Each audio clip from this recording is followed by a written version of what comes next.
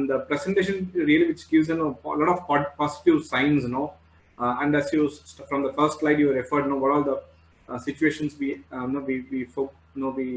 faced in 2001 and before, SARS and all these things, how we come up, and it really it gives positive things. Actually, we also cross this COVID, and we will also will do better in future. And while I'm just seeing this presentation, I also have read in a paper. I think Tamil Nadu tops first in attracting investment in the last 3 months, around 80,000 crores. What kind of industries you are seeing these investments coming in? Where location? What is the impact which will create in residential real estate sector from these investments? This MOU, what are the residential sectors or no real estate impact we will get from this 80,000 crores of investment? Which location, this industry is coming usually? Yeah. So as I told Matish, the good thing about Chennai is, unlike many other cities which is dependent on one specific sector, like for instance, if you look at Bangalore, it's dependent only on IT. If you look at Bombay, it's dependent only on financial services. Chennai as a city is kind of well balanced, is what I would say, right? So you have IT enabled services, you've got business process management, you've got electronics, manufacturing, warehousing, chemical, heavy engineering, and the list goes on, right? So if you look at the companies which actually made these investments, it is across different segments. It is across auto, engineering, it is into electronics, data centers. Some of them are into technology, some of them are into manufacturing. So it's kind of spread across Matish, but broadly, if you look at where these investments are happening, most of it are on the Chennai-Bangalore highway, which is where bulk of manufacturing activity happens, right? Whether it's a Salcomp or Daimler or BYC or Dynex or Logos, all these companies have got manufacturing and warehousing units across the Chennai-Bangalore highway, and some of them are into IT, which means that they will be on the IT corridor. So it's a mix between OMR and Chennai-Bangalore highway, which is where this investment activity happens. So coming back, how will that impact residential? So residential along Porur, Manapakkam, and the adjoining areas will definitely benefit through these investments. And the second bet, obviously, in Chennai is OMR, right? If you look at Chennai, Chennai has 65 million square feet of office space. And out of that, 50% is in OMR, right? So it's very, very safe to say that the OMR is the center which will continue to witness, future activities as well. Thank you, Jennifer. Wonderful. I think, as you said, OMR and Porur, Manapakkam will get benefit because of these MOUs. I think of 80,000 crores of MOUs. Am I right? Correct. That's true. Thank you.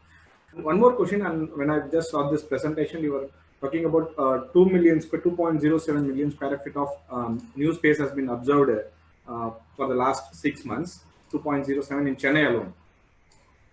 Okay. Yes. That means that will be new recruitment will be there, or how you can foresee this? So what we are seeing from this, Matish, is when we say 2 million square feet, it means that IT companies have signed up for 2 million square feet of space, right? So irrespective of everybody working from home, in fact, JLL concluded several large transactions during this lockdown when there was uncertainty, right? So office space is the biggest barometer for residential investment, right? So because when all these large IT parks come up, when these IT parks get filled, there is a lot of support infrastructure which comes up, right? The reason why OMR came into prominence is because somebody put up a title park way back in 1990. That kind of paved the way for IT investments in the IT corridor. Like that, we are seeing similar trends in Pallavaram, Thoraipakkam, and Mount Punamudi Road. So this 2 million square feet definitely means that number-wise, it will be 20,000 employment, 20,000 IT folks would be working. There is more technicalities to it which might be too heavy for this high-level discussion, because in that 2 million, it could also include relocation, right? So where companies move from one location to another, there will be some seat optimization and things like that. But broadly, if you look at it, 2 million square feet is equivalent to 20,000 IT jobs is what we would say, which is definitely a big positive. And this we can confidently say that when our other bigger cities, whether it's a Bangalore, Bombay, or even places like Hyderabad, have seen drop in demand, Chennai has kind of seen very strong numbers for first half of the year. So, as you in the presentation, when you talk about the China-US and trade war, India is taking an advantage. Okay, from in India, how Chennai is better placed to attract these investments? Yeah. So if you look at Chennai, Chennai always has been a hub for manufacturing, right? So while places like Gujarat and other places are emerged after Chennai. If you look at manufacturing, right from the time Madras Rubber Factory, MRF put up its plant, or Ashok Leyland, right? So historically, Chennai has been a hub for manufacturing. This we can go back even during the East India Company time, right? Chennai had strategic advantage being a port city, because of which Madras was the head of Madras Presidency, which was complete South India, right? So that lineage is there. Because of which Chennai continues to attract those investments. So any of the major OEMs, if you look at it, the first investment will be in Chennai, right? Like Ford came here, Daimler came here, BMW, Renault Nissan, Royal Enfield, Caterpillar, and all these companies, Seat Tires recently, have set up operations, manufacturing units in Chennai. The reason why Chennai will attract investments is, as I told before, it's a port city, right? Being a port, having that port connectivity is extremely important. Second important activity is technical talent. If you look at the engineering talent, the amount of engineers which we have, that also plays a very critical role. And government allotment of land, SIPCOT, which has been, very supportive in terms of giving this land allotment to companies, has also been a critical factor. So this manufacturing will also have spin-off investment in other sectors. Like if you look at Ford, Ford started with manufacturing. After that, they set up their technology center in Perugudi. After that, they started their shared services. Then warehousing came. Now they have their R&D unit. So, it won't stop with just one car manufacturing or engineering manufacturing plant. It will have spin-off benefits in other sectors as well, right? So that's how we've seen the activity grow. And Chennai is definitely going to gain because of the inherent strengths which was already there. Yeah, I think this is thumbs up message for Chennai people. I think we will be very happy to hear from you. And no, when you given a presentation about some hotspot destinations, okay, I see a lot of suburban locations actually. From whether it is city, or will you see there is a good appreciation in real estate value within a city or in suburbans? I've seen a lot of suburban locations. That's what I'm just putting this question to you. Yeah, so the thing is, we always, as a consultant, we talk based on, numbers only. Recently, for one of the projects which we are doing, we were looking at land price appreciation in the CBD, and then comparing it to peripheral areas. Since the base of the city is already high, we don't foresee that percentage increase in prices within the city. Like if you look at Nungamakam High Road in 2015, land price there was, transaction happened at 7 crores per ground. But even now, we've not seen any transaction happening there at, that price. However, if you look at emerging areas where the land price was lower, there is extremly good opportunity for capital appreciation. Because if you look at Chennai, it's going to be south and southwest, which is Koimar, GST Road, Mount Punamudi Road, Port Road, all these areas, which will continue to attract investment. So, which is the reason why most of our residential investment zones are along these zones. So, residential will continue to grow along IT and manufacturing locations. But the interesting trend which we've now seen is after this new normal, people are definitely wanting to see if they can have a home outside. It could be a second home, or it could be a fresh relocation itself, right? So the new trend which we are seeing is emergence of plots, in locations in the outskirts, because there is a possibility of where you can have your own independent space, So definitely capital appreciation in the outskirts will continue to remain high compared to prime city properties. I think I can able to resonate with your data because we as a company, we are just locating on three corridors mainly, and OMR, we are doing a project in Perungudi, and we do project in Tambaram, and we are doing project in Porur, actually, Kartapakam. I think all these three locations will be hotspot, and also we are getting good number of inquiries. I think end customers. What we see is this in these locations, we normally see end customer inquiries. I think they are driving the market. I think now.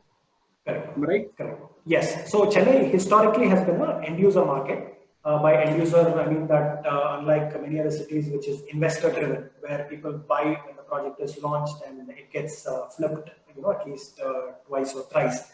Chennai is an end user market, so in that way, prices have remained stable. And what we have clearly seen is because of this new scenario which we are seeing, only the serious home buyers are coming to sites. Only serious home buyers are making those inquiries, right? So this is what we've heard from our developer clients.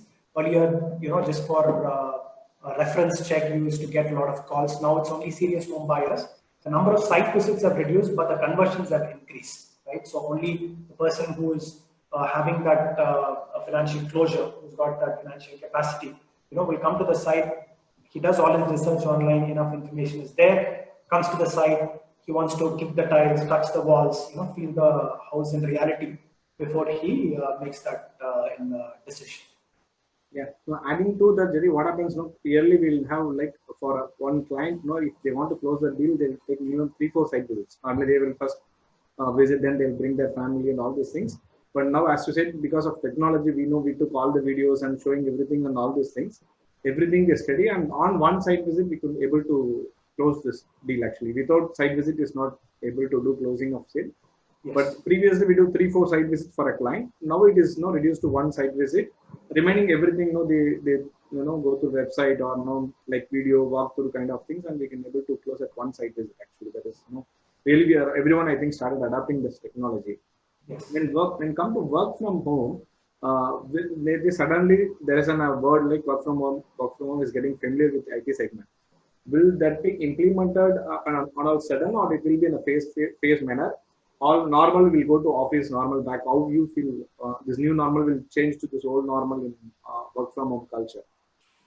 So what we are seeing as a consultant is work from home is not a permanent solution.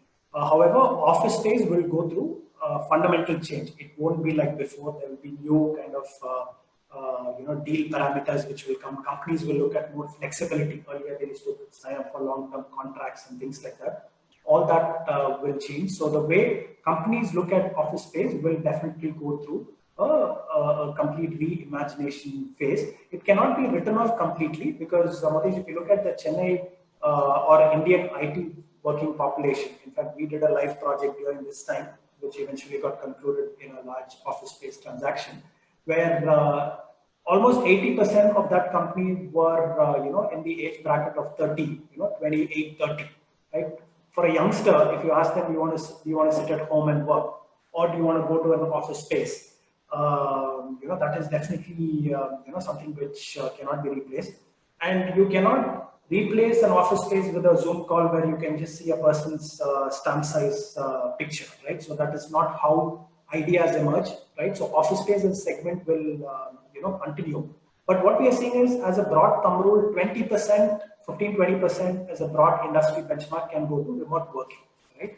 So, there could be certain functions for which you don't have to go to office, or there could be a rotation policy where people can take, turns to come to office. So those kind of new trends will come. Office space segment cannot be, replaced, because although 20% goes to remote working, because of social distancing norms, de-densification as we call it, space per employee will increase. So if I need about 80 square feet per person before, now that will increase, right? But the biggest beneficiary of this is residential real estate, right? Because work from home has kind of been very successful, right? So where IT companies are kind of not knowing how this would span out, it is definitely helping the residential segment, where people want to have their own at least study tables, study area, if not a study room. So they want to ensure that when they look at a house, can I get that 150, 200 square feet more, where I can have a separate place to convert it into a home office. And in a residential community, business centers will become prominent, right? So if I have to take a video conference, I don't have to go to office. If there's a Cisco WebEx facility in my clubhouse, right? So I can go and use that, right? So those kind of things will definitely emerge, which is a positive for the residential segment. Yeah, even we have included like a small 200 square feet of space in our clubhouse. Yearly, when we designed a project in Kattapakam, we didn't have an office space. So post COVID, we have designed and redesigned, and we made some 250 square feet of space for office space. So the residents those who are living there, they can use an office space actually. I think we designed that project. And thank you, Jiran. Last question. It's going on minds of every buyer who want to buy this. Is this right time to buy a home? Yeah. So I mean, this is a question which all of us would like to decide. So as I said, as a real estate investment class one, as I said in the beginning of our talk, real estate is the biggest asset class globally, right? It's not your financial instrument. It's going to be a stable investment. You won't have those fluctuations. And definitely some of the reasons why we feel today is the perfect time to buy is one, because your interest rate is at its lowest across all financial institutions. So that is something which you will have to take into consideration. Prices real estate has seen much more greater financial stress, right? So we had demonetization, we had GST, various other policy changes. However, that did not yes, so that did not affect the prices much. And now, if you look at it, many developers are giving very, very attractive schemes, low booking costs, price flexibilities, payment schemes. So, in case we consider your individual personal finance as well as your overall outlook, this definitely is a, if you're 50-60% decided whether I need to buy that house, we would, as a consultant, as a neutral advisor, we would definitely say this is the right time for you to pull the trigger, because in the first 6 months of the year, as we said, the only source of security has been the roof over our head. So definitely it's important that you make the decision wisely and look at a quality location, look at the different future price appreciation prospects, and then look at the investment accordingly. Thank you, Jerry, for a wonderful session we had. I think one of our Facebook, Jonathan Justin also said it's a wonderful session. Thank you. He asked me to convey thank you to you.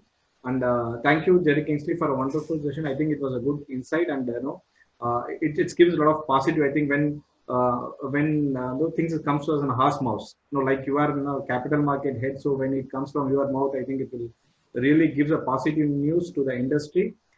Thank you, and to the clients, and thank you, Jerry, for joining with us on behalf of Stepstone. Thank you once again. Most welcome, Mutesh. It's an absolute pleasure. Thank you. Thank you. Hey friends, subscribe to my YouTube channel and follow me on Facebook for regular updates.